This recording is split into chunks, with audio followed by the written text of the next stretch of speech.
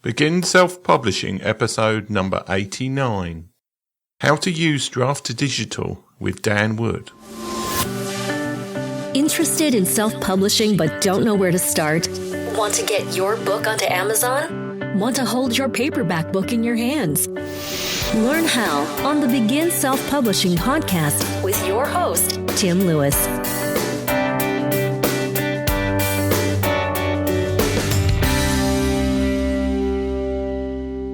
In today's show, I continue my tour of the ebook aggregator companies, go into what I think is the second biggest ebook aggregator, and certainly the second best known, which is Draft2Digital. I interviewed Dan Wood of Draft2Digital and talked to him about what exactly Draft2Digital offer compared to the other ebook aggregators and what they've got coming up in the future. The interview starts off a bit slowly, but then gradually ramps up with some new, quite interesting developments that Draft2Digital are using in terms of promoting marketing of the books in their platform. So now over to the interview. Hello, Dan, and welcome to the show. Hey, thanks for having me. Okay. I've obviously been talking to you about how I've been doing a few shows with various ebook aggregators over the last month or so. What ebook stores does Draft2Digital provide distribution for? And can you choose which stores to go into? Currently, we go to Barnes & Noble, Kobo, Apple, Scribd, Page Foundry, which is also known as Inkterra now, Tolino, which is the German alliance of different ebook retailers, and 24 Symbols, which is a Spanish-based subscription service, but they've been expanding into other markets as well. We do make our whole, everything about our system is opt-in. And so you can use this to distribute to one of those vendors, or you can use this for all of them. You get to choose exactly which ones we send your books to. And whenever we add a new distributor, you get a nice friendly pop-up that asks if you want to distribute your books to that vendor, or if you want us to wait and ask you later, or if you just want to say, no, I'm already there through someone else. And you can choose on a book-by-book basis, can you? Yes, every book you get a choice, basically, if you want us to distribute it to a particular retailer. Okay. I noticed on your website that you do print book services as well. How does that work? So it's something up until just recently, we were helping people list their book at CreateSpace. We did discontinue that service because it just really was not working very well as far as the cost to support people and all of the back and forth that goes in between. Say if CreateSpace ships your books and the colors are wrong, generates a lot of question, a lot of support. So something we just in December, we decided to start phasing out our support for CreateSpace. We do provide a PDF file that people can download that is you can use to upload directly to CreateSpace. Or something else that we've been keeping our eye on is that Amazon seems to be moving print support under their KDP panel. And so, we believe eventually that's going to be kind of where they're going to want authors to go for print on demand through CreateSpace. So right now we're mainly answering questions for people and helping people transition over to CreateSpace. We're not necessarily done with the print market. We're looking at other partners, but we really haven't found one that fits well with our business model right now. And things just weren't working great with CreateSpace. So, okay. I know you can use Draft2Digital, create an EPUB from a Word document. From the sounds of it, you can also create a PDF as well. Are there any restrictions on what you can use those EPUB and PDF files for? Right, we create an EPUB file just from the Word document, an OB file, and a PDF file. And all of those we provide free, so people can just use our service to go in and format the book and then download any of those files without using us to distribute to anywhere else. Something we've already built the tool. It's very automated. We get a lot of great feedback about the tool and how easy it is to use. And so we thought, let's make that available to everyone. Let's make it free. And hopefully, because of that, some people that might not normally use us will go ahead and list somewhere to our service. And we found that to be the case. Okay. And that PDF file that you're creating, is that the PDF that you sent to CreateSpace, or is that more general sort of print-ready PDF? Yeah, it's really meant for CreateSpace. It might work like with Ingram, for instance. Haven't done a lot of testing at that point with the PDF file. We don't currently distribute to Google Play, but Google Play has PDF as an option. So for retailers that want PDF files, we've got that support should we ever need it. Yeah, because I know that, or at least strictly speaking, Ingram Spark needs a different kind of PDF to the most basic kind that you can generate from saving as PDF on Word. So I might try that out myself and see if it's the right kind for Ingram, because it'd be quite nice to find an easy way to create a PDF that Ingram Spark would actually always accept. Yeah, it can be difficult. And I know I've heard Readsy, their product is good at generating PDF files, I believe. Yeah, well, I've looked at Readsy's editor. It's just missing a few bits of functionality at the moment. It is fairly new, and so it takes a while to get some of those features. Yeah, the biggest thing they're missing is that they're missing a way to import a Word document into it.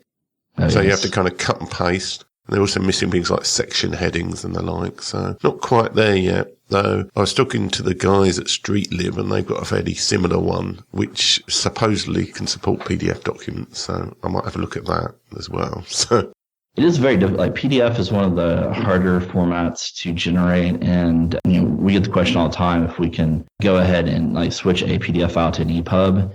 And right now we can. It's such a weird file format that's really was designed and meant for print and for something where you know the exact dimensions, and it's very hard to make it work to be reflowable so it works on anything from a small phone to a tablet.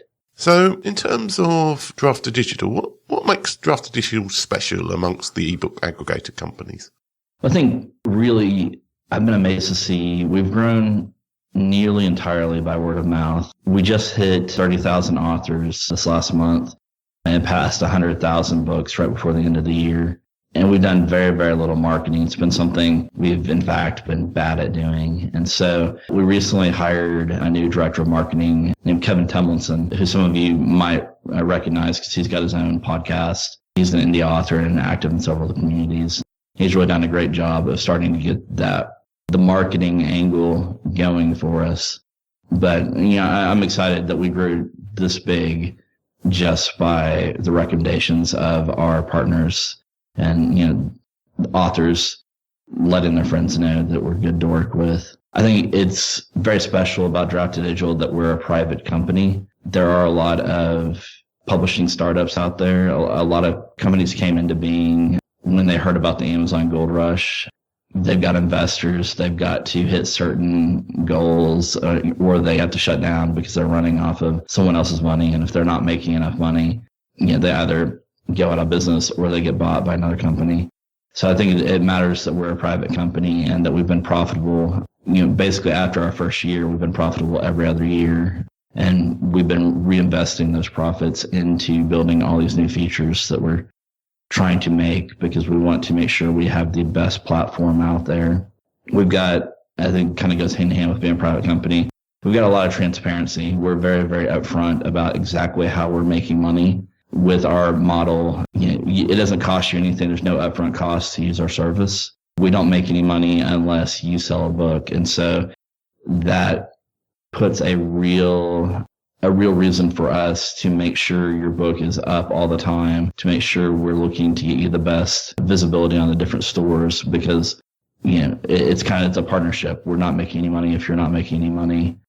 When you look at some other companies in the space and it's not very clear how they're making money, they're probably making money off of you and your data. And so be aware of sometimes it makes sense to get into some of those business partnerships, but know exactly how they're making their money because it's going to influence how they make their decisions and what they're really focused on. If a company is making money up front by selling services or selling a package, of course, their biggest emphasis is going to be on getting new people and churning new people rather than supporting their current customers. Ours is not that way. We obviously want to add new people, but it's much more important to us to continue selling the catalog of what we have now and growing that out. I think something we do better than anyone that I've seen is operational auditing. And what I mean by that is because of making money when authors make money, we've noticed that a lot of vendors have technical issues every once in a while. The digital world was very new to a lot of different companies that came from traditional publishing, or companies like Apple that really weren't part of publishing until the digital aspect of it became a big thing. And so we've automated a lot of things like looking and making sure your book is up every week. Or if your book is supposed to be down, we check and make sure it's down, because every once in a while we've seen companies have glitches where they'll list a book that was previously delisted, which can cause authors problems with Amazon if they are in the select program. We go through and make sure the price is right. We go through and make sure the metadata looks right. All the different stuff like that just ends up helping sell a book better. We're very, very careful with the distributors that we add. So we do a vetting process. You mentioned when we were talking earlier that there are some of the other aggregators that might get you to more places right now. While we are always looking to add new retail channels, we're also very careful that we test them and make sure they can perform at the speed that authors are accustomed to now, and also the speed at which you have to operate in order to not cause problems for authors with Amazon. Because as you know, if your price ends up being lower at one of Amazon's competitors, just because they're having a hard time changing the price, Amazon's going to send you out a bunch of nasty emails about having a different price than Amazon. And that can cost authors money. We're kind of at a weird point in the industry where I think just because of the maturity of the industry, a lot of consolidation is happening right now. And so recently Rakuten purchased part of the Tolino operational piece. So that's very, very interesting. We've seen companies like Sony and Diesel go out of business. Oyster got acquired by Google. So it's a weird time for us to add just a whole bunch of different websites if they're not going to be around for very long. And so we've got a beta program. We've got a lot of different channels that we've made contracts with and we're testing right now. But we wait and we take our time in going live with those for all of our customers. Okay.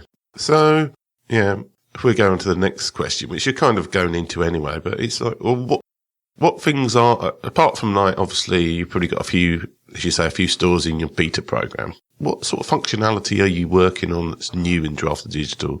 And have you got any functionality in terms of the system that is stuff that most of the other ebook aggregators haven't got? We do. So, really the way we look at it is our goal is to save authors time. That's where we think our biggest value add is. And so it's building tools that will just let you focus more on your writing and the marketing piece, because we know A, authors don't have enough time, and B, writing is really, most authors really want to spend most of their time, but they also have to spend some time on marketing. It's just the ways in which the world has changed. Readers want some access to authors and something that just helps sell your book more. And then the other goal is to just help authors make more money. So adding new retailers is part of making more money. But like this last year, we really focused on the time saving goal. And so we've built out a number of tools and we're continuing to kind of refine those. One big thing that's always like the biggest selling point when I talk to new authors at conferences is we can do automated in matter. And what I mean by that is you can give us your EPUB file or your Word file, and there's an option you can check that lets us generate your in matter, and we will send out at the end of your book, we'll make an also by page. It will have like all of your books listed for that author name, and we will send links that are specific to each retailer. So the version we send out to Nook will have Barnes & Noble links. The link or the book that we send out to Apple will have Apple links. That's been huge. Whenever you add a new book, you get an easy pop-up that lets you click that you want to add that book to all your old books and send those out again. And so it just makes it really easy to make sure that you are following that best practice of having links to buy your book at the end of your book. We've also built a tool we call the new release notification tool. It's a little bit like the subscribe feature on Amazon, except it works all the time. Basically, if you include this at the end of your book, it just adds a page at the end of the book that lets a reader sign up to hear whenever you have a new release come out. We then, if they sign up through that, we send them a link whenever your book goes live at whatever retailer they came from. And so it's been something that's been growing quite rapidly. We've been very happy with the uptake and people using it. It's largely aimed at authors that haven't moved to that point of maintaining their own email list yet. We do encourage authors, like you probably do want to have your own email list because that can be very important to your marketing efforts. But we've seen authors even that have their own email list and are also using these new release notifications, because there are some readers that just don't want to be getting emails all the time from authors, like just keeping in touch with them. They really just want to know if the author has a new book. And so we added that functionality. As part of that, when people sign up, they can choose to hear about other new releases like this type of book. And that's something we haven't really started with that yet, but we've had the majority of readers have opted into that. And we're going to start advertising some books that we think the readers would like based on the list that they're on in our system. So that'll be exciting. And we think that anything we can do to help drive traffic to retailers will be appreciated by everyone. So you're starting your own mini BookBub off then, really, aren't you? Yeah. It's a little bit more focused since we kind of know where the reader, what their preferred retailer is. Obviously BookBub had a lot of venture funding behind them. And so it would be very difficult to recreate exactly what they did. But, we're really hoping for this to be something for all the places BookBub doesn't cover. Obviously BookBub just does like the big five: Amazon, Kobo, Barnes & Noble, Google Play, and iBooks. And so we really want to help some of the smaller channels, and they're not necessarily small channels. It's just that they are, Tolino can be very big. It's just a different scale and it's a different market than some of the big US players. Yeah. Finally, the most recent tool we came out with, and it's something we're continuing to add new features to, is our universal book links, which we noticed, I'm friends with a lot of authors on Twitter and Facebook. Frequently, just for lack of time, authors will end up just posting their Amazon link whenever they have a new release, even if they are wide, or tweeting about their Amazon link. Some of the better authors out there will go ahead and have separate social media posts for each retailer, but that's a hassle. It can be untargeted. We've built a tool that basically, using the universal book link, you can put it in a social media post. You can put it in the back of your book. You can put it kind of wherever you want to. It will redirect them. The first time a reader uses that link, it'll ask them where their preferred vendor is. Like, they'll just get a list of where the book is live and your preferred vendor. And then once they click on the preferred vendor, anytime they click on a Books to Read link, it'll take them to that preferred vendor. It also uses geolocation, so it knows where the reader is coming in through via their internet address. And so it'll redirect them to the right version of the store that they need to see. So if it's a Canadian user, they'd go to Amazon Canada. If it's an Australian, they would go to iBooks Australia. And so that feature simplifies things for users and for authors. It makes it where authors can make a social media post that will reach all of their readers with just one link, rather than having multiple links or multiple social media posts. We've seen a lot of authors redoing their website to just add the Books to Read link as well. The universal book link, which is part of the Books to Read project. I'm very excited about that. We also support affiliate codes at nearly all of the vendors. And so if you have an affiliate code for like Barnes & Noble and Apple and Amazon, keeping track of those can be a nightmare. You can enter them at the Books to Read website, and then we'll automatically append on the code for the affiliate link on every time someone uses that link. So you'll get credit without having to really spend a lot of time thinking about it. Oh, okay. Well, that's actually quite a useful bit of functionality in itself, to be honest. Yeah, we've had a lot of excitement about that, around that product, and a lot of recommendations on different things to add to it. Some of the other stuff I was talking about, like the automated end matter, we're working on kind of redoing that to utilize a lot of that same functionality from the universal book links. But it can just save authors a whole lot of time. And again, help make sure that authors are reaching readers no matter what their preferred retailer is. Because, part of the reason that Amazon ended up having so much power over the entire industry is because everyone is just pushing their book at Amazon or their product at Amazon. And so really for other retailers to grow, we need to make sure that we're not just pushing everyone towards Amazon. Yeah. Well, I mean, I think that's where companies like yours and all the others are good, because they're an easy way relatively for people to reach an awful lot of other stores.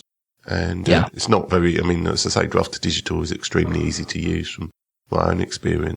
That's entirely our goal, is just to take out all the, I think some authors get overwhelmed. It's not infrequent that we hear from authors who start on Amazon. In some cases, Amazon's the only thing they've ever known. If you're in the U.S. market, that's not uncommon. Just that it's like everyone they know buys their books from Amazon. And so when they start looking at going wide and all the different options, it can be a little bit overwhelming. And there are different requirements. With iBooks, you have to have a Mac product in order to publish to them, unless you use a service like Draft2Digital.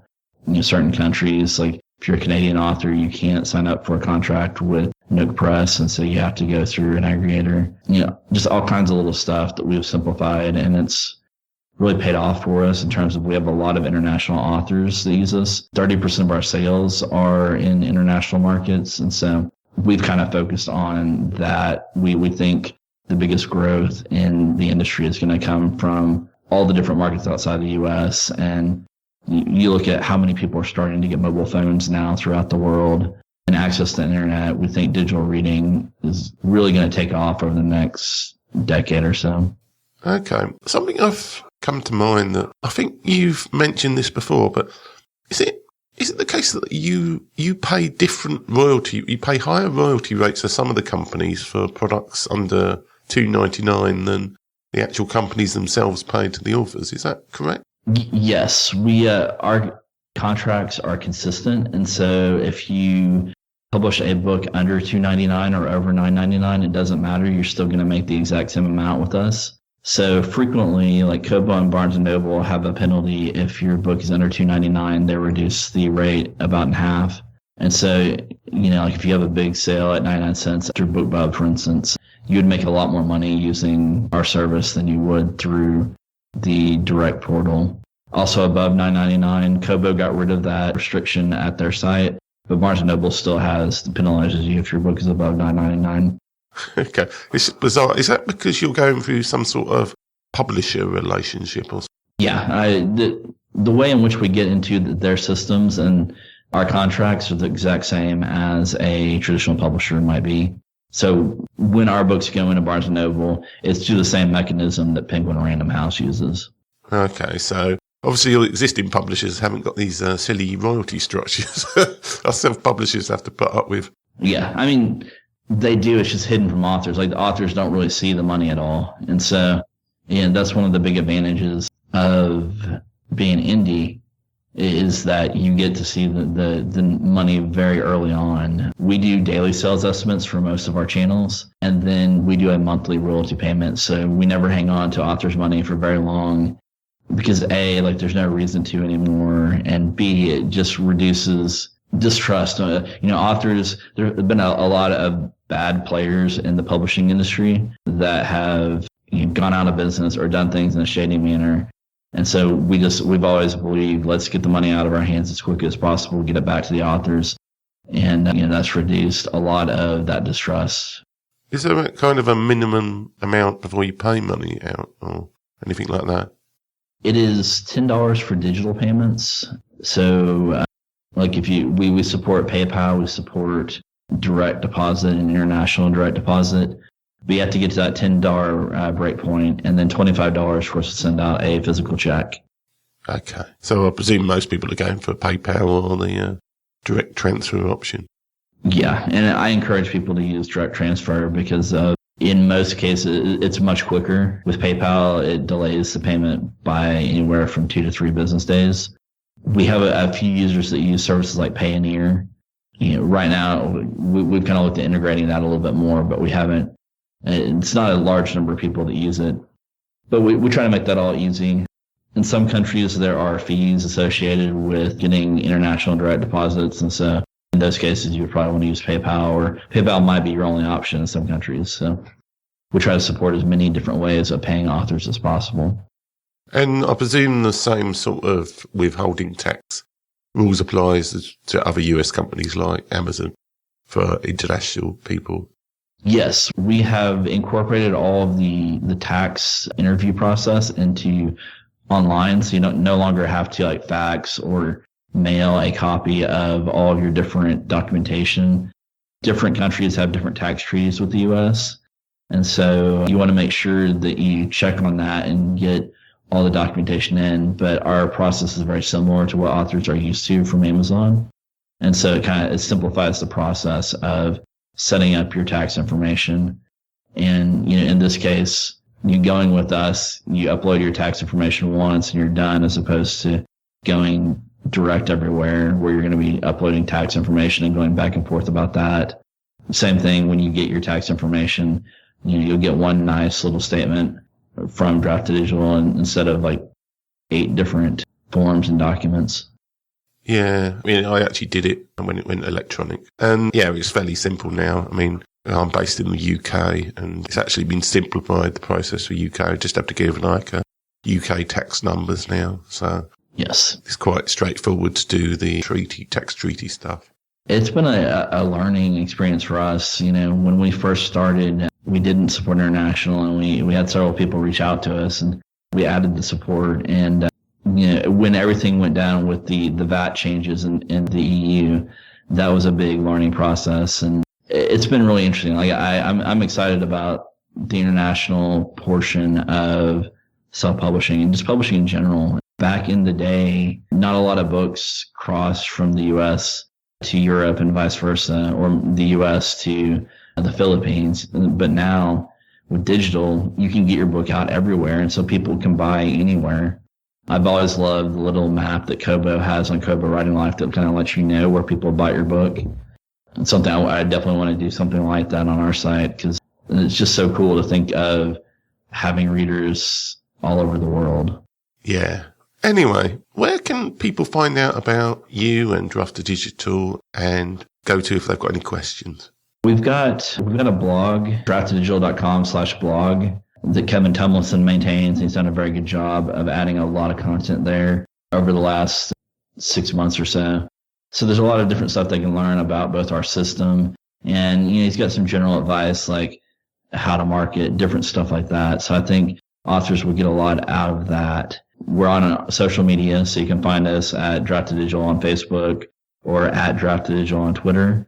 We're at a lot of conferences, and so if you're at a conference, come by and say hi to us. We generally have a table somewhere, or we'll be at the bar hanging out with some of the authors. So we always like to meet authors in person. We have really amazing customer support, and so you can email us at support@draft2digital.com, or we actually maintain a toll-free number that you can call if some questions are easier to answer over the phone, and that's 1-866-336-5099. It's like U.S. hours, so 8 to 5 Central Time. So for some of the international users, that might not be convenient depending on your time zone, but it is something we offer, and especially if you are U.S. based. Sometimes it's better to talk on the phone, and it's something we're very proud to offer to people, since it's unusual in the publishing industry to have phone support. Yeah. Well, thanks very much for being on the show today, Dan. Yeah, thanks for having me. Have a good one. Thanks for listening. If you enjoyed today's show, please stop by iTunes and rate and leave a review. This helps make the show more visible. For free resources, show notes, and other helpful content, join the community at beginselfpublishing.com.